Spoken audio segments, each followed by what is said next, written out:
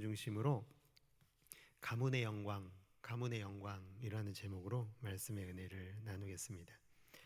거룩한 성 예루살렘 도시 재건하는 일에 이 프로젝트가 사실 시작이 된 것이라고 볼 수 있습니다.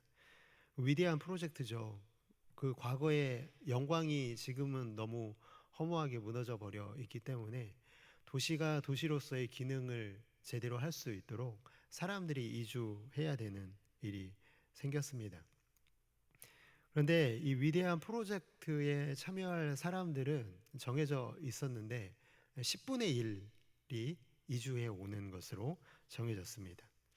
아마 그런데 이 10분의 1을 어떻게 선출을 하느냐, 이런 문제가 많이 있었겠죠. 과연 누가 갈 거냐, 이런 얘기들이 나왔을 것이고, 그 방법은 제비뽑기라는 방법으로 선택될 것이라는 공문이 내려왔습니다. 말씀을 읽으면서 저는 한번 생각을 좀 해보게 되었는데, 이 도시재건 프로젝트에 많은 사람들은 어떤 생각을 갖고 있었을까? 그때 예루살렘 주민들 외에 그 다른 지역에 거주하고 있는, 잘 살고 있는데 10분의 1에 뽑히게 되면 이주해야 되는 그 상황 가운데 있는 분들, 어떤 마음이었을까?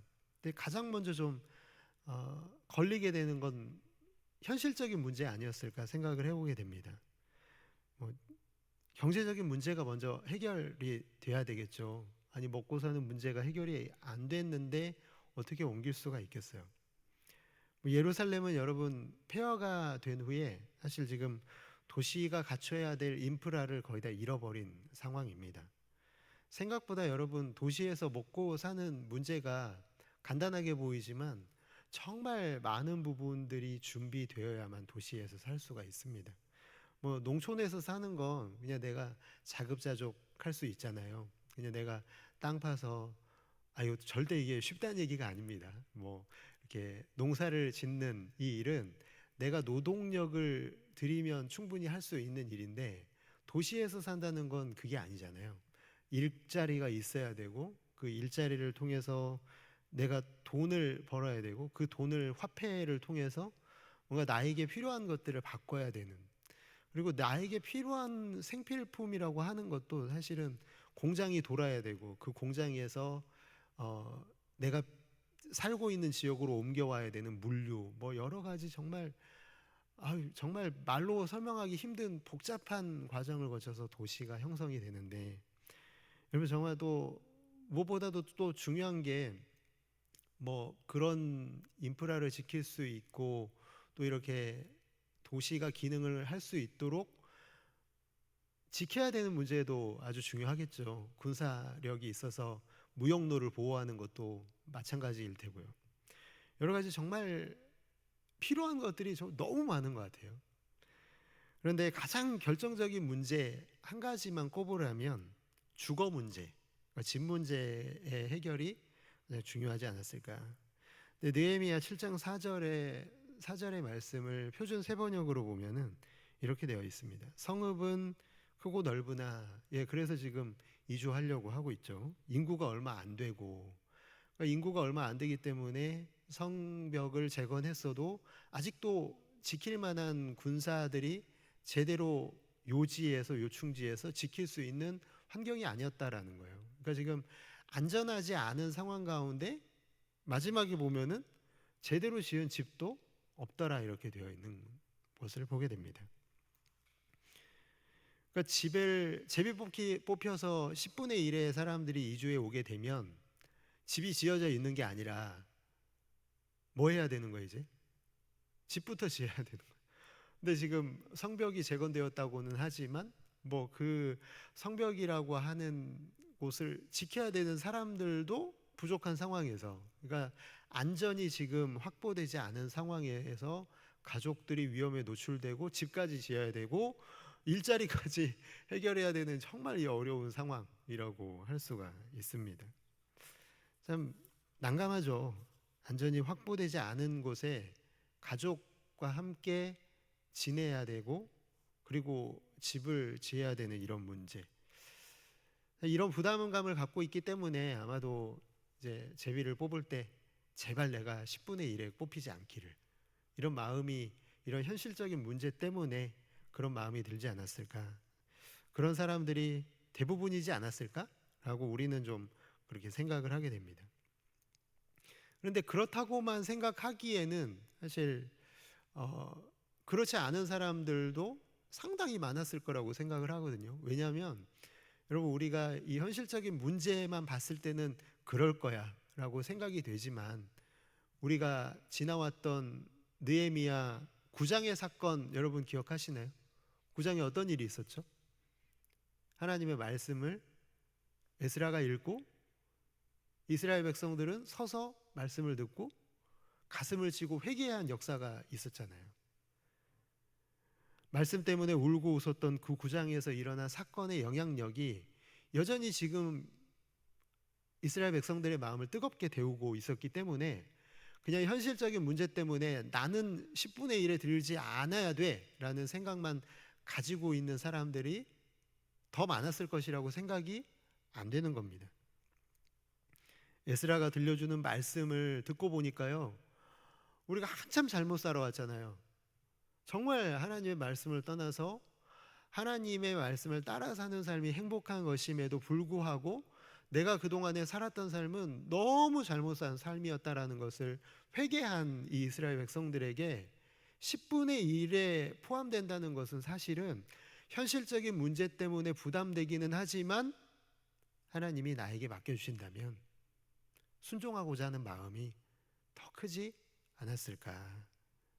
모두가 그랬을 것이라고 생각되지는 않습니다. 그러나 많은 사람들이 그 구장에 참석한 사람들이었기 때문에 그들의 마음속에 이것을 어떻게 생각하고 있었을까 생각해 본다면, 그래도 정말 이 대각성 운동 후에 이 자신의 결단이 담긴 문서를 임봉한 이 사람들이요, 하나님, 이제 하나님의 뜻대로 살겠습니다, 하나님의 말씀에 순종해서 살겠습니다, 이렇게 적고 거기에 도장을 찍고 이제 이 언약이, 우리가 하나님과 맺은 이 약속이 이 약속을 바꾸지 않겠습니다 라는 이 결단을 한 사람들이라면 적어도 나 10분의 1에 들면 안 되는데 이런 걱정을 하고 있지는 않았을 것이라고 생각이 됩니다.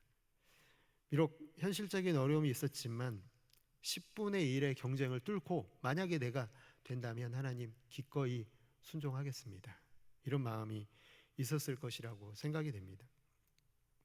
저는 아브라함이 떠오르더라고요. 이 장면을 보면서 고향과 친척과 아버지의 집을 떠나잖아요. 아브라함이 하나님의 말씀, 너 가라 이렇게 말씀하셨을 때, 사실 고대 사회에서 내가 지금 머물고 있는 이 땅, 그리고 친척집, 아버지의 집을 떠난다는 것은요, 그냥 이사하는 개념이 아니라 방패를 내가 내려놓는 것과 같아요. 전쟁터에 나가서 화살이 빗발치고 있는데 방패를 내려놓는 것과 같은, 그러니까 이 공격에 완전히 위험에 노출되고 내 삶이 어려워질 수 있다라는 이 각오를 하지 않으면 어떻게 방패를 내릴 수가 있겠습니까? 아브라함은 그런 결단을 한 것이죠.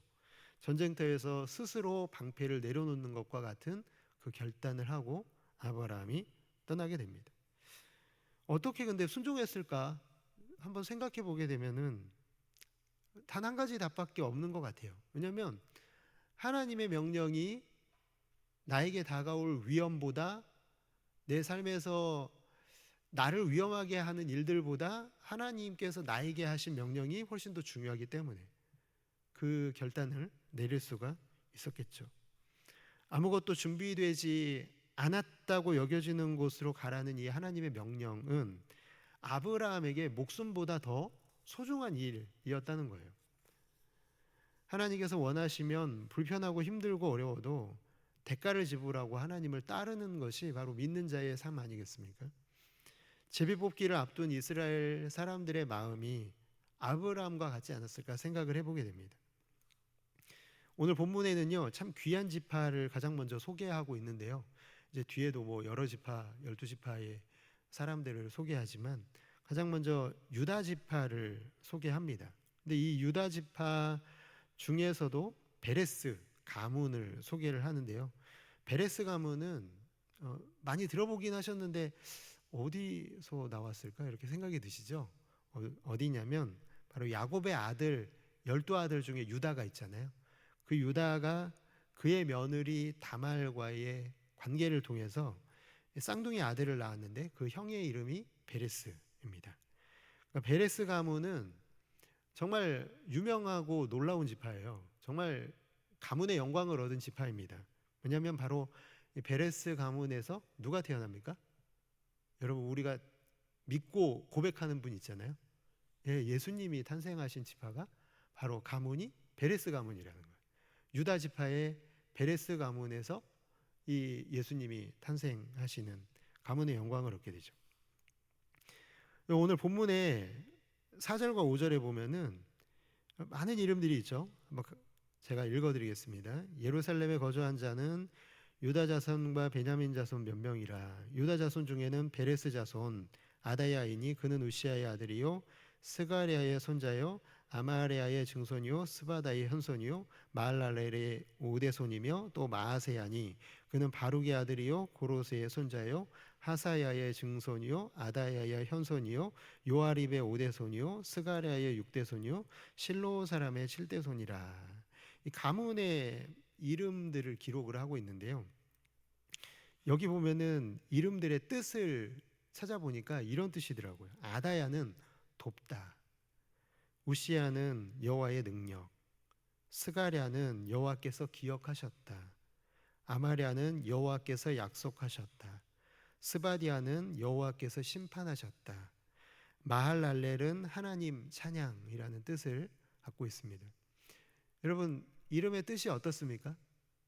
좀 신앙적인 이름들이죠. 신앙적인 이름대로 살았던 사람들이라는 것을 알려주고 있습니다. 그런데 신앙적인 이름에 걸맞게요, 이들을 이 느헤미야서의 기자가 부르고 있는 그들에 대한 호칭도 좀 남다른데요.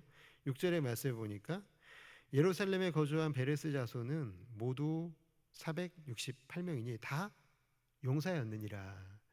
그냥 468명이었더라 이렇게 마무리할 수 있잖아요. 그런데 왜 마지막에 뭐라고 하고 있어요? 용사였다 이렇게 얘기를 하고 있습니다. 용사라는 단어가 가장 먼저 좀 떠올리는 뜻이 어떤 거죠? 군사적인 능력, 한 군인의 능력을 좀 생각하게 되잖아요. 뭔가 이렇게 용사기 때문에 싸움도 잘하고 뭔가 이렇게 힘도 세고 뭐 이런 걸 떠올리게 되는데요. 더 나아가서 재력, 재능, 덕행, 그러니까 공동체 안에 어떤 인격적인 부분이 필요한데 그런 인격적인 부분들을 훌륭하게 갖추고 있는 사람을 또 용사라고 부르는 것이 그 당시에 어떤 관행이었습니다. 그러니까 굉장히 모든 면에서 훌륭한 덕이 되는 사람들이었다는 거죠. 그래서 이 468명이 단 한 사람도 예외가 없이 다 용사였다, 훌륭한 사람들이었다 이렇게 이 느헤미야서의 기자가 부르고 있습니다. 그들이 모두가 다 정말 그렇게 그러한 삶을 살아왔을까? 뭐 그랬을 수도 있겠죠. 그러나 그들이 예루살렘에 돌아올 때는 돌아와서의 오랜 시간이 지나고 나서는 그 신앙적인 이름대로 살아지 않았을 확률이 매우 높습니다. 물론 내가 사람들이 보기에는 여전히 용사라고 불렀을지를 모르지만 그러나 구장에서의 그런 과거에 어떻게 살아왔는지를 보면은 그렇지 않았다는 거예요. 사람들보다 다른 사람들보다 조금 낫지 그들이 하나님을 따랐다라는 그런 명확한 증거가 나타나지 않거든요. 그렇다라고 본다면 이 용사라고 불렸던 사람들도 처음 마음과 같지 않았던 사람들이었다는 거예요.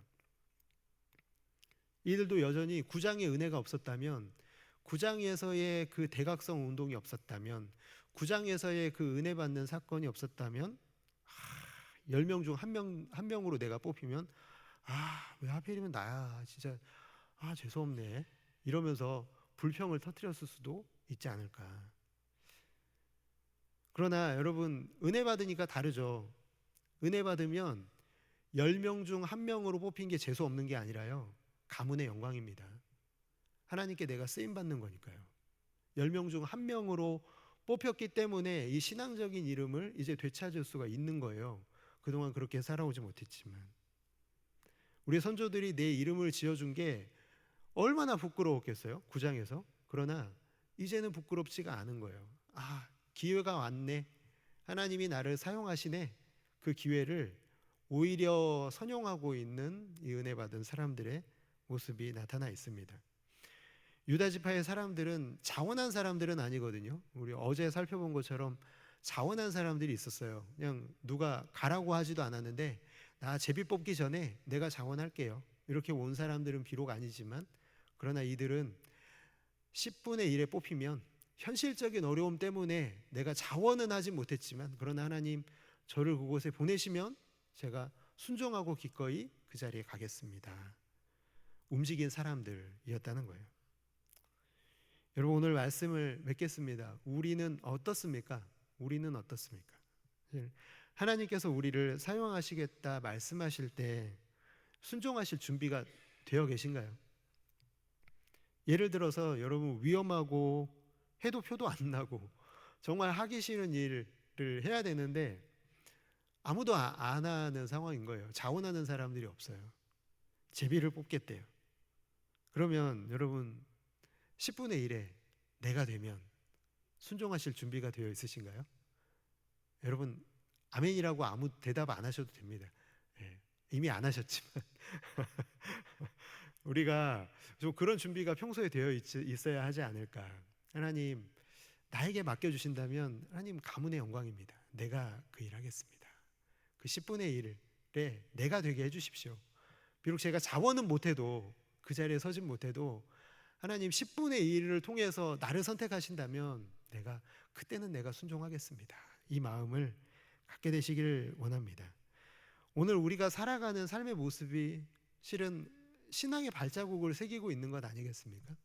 우리가 걸어가고 있는 이 신앙의 발자국, 그리고 우리의 이름은 그 신앙의 발자국 위에 새겨질 것입니다. 우리 전주 동부교회 그 역사 위에 여러분, 우리의 이름이 새겨지고 있겠죠.